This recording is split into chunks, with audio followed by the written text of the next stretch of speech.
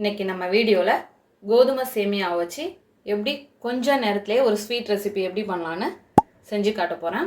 அதுக்காக நான் ஒரு பேக்கெட் கோதுமை சேமியா எடுத்து வச்சுருக்கேன். 3 டேபிள் ஸ்பூன் அளவுக்கு தேங்காய் துருவல், ஒரு 5 ஏலக்காய் இடித்து சேர்த்துருக்கேன், 1 கப் நாட்டு சக்கரை எடுத்திருக்கேன், உப்பு தேவையான அளவு. இப்போ எப்படி செய்யலான்னு பார்க்கலாம். இப்போ ஒரு பாத்திரத்தில் தண்ணி எடுத்திருக்கேன், அதில் இந்த சேமியாவை சேர்த்துடலாம்.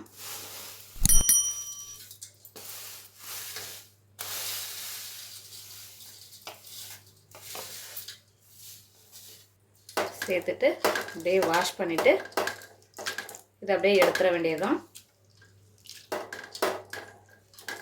ரொம்ப நேரம் ஊற வச்சிடக்கூடாது.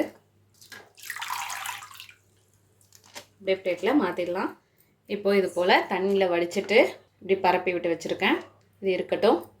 இப்போது ஒரு இட்லி பாத்திரம் எடுத்து அதை தண்ணி விட்டு கொதிக்க வச்சுருக்கேன். ஆற வச்ச கோதுமை சேமியாவை இந்த இட்லி தட்டில் ஃபில் பண்ணிட்டேன். இப்போ மூடி போட்டு ஒரு 8 நிமிஷம் வேக வைப்போம்.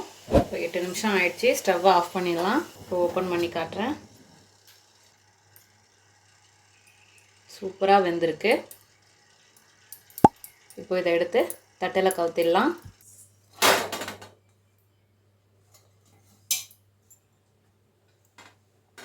இப்போ சூப்பராக ரெடி ஆயிடுச்சு. இது அப்படியே ஆறட்டும். கொஞ்சம் ஆறிருக்கு. ஆறுனதும் கையால் உதுத்து விட்டுறலாம். இப்போ எல்லாத்தையும் உதுத்து விட்டாச்சு. இதில் ஏலக்காய் இடித்ததை சேர்த்துக்கலாம், நாட்டு சக்கரை,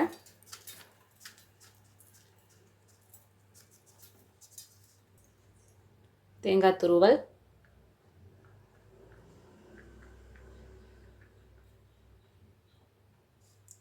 லைட்டாக உப்பு.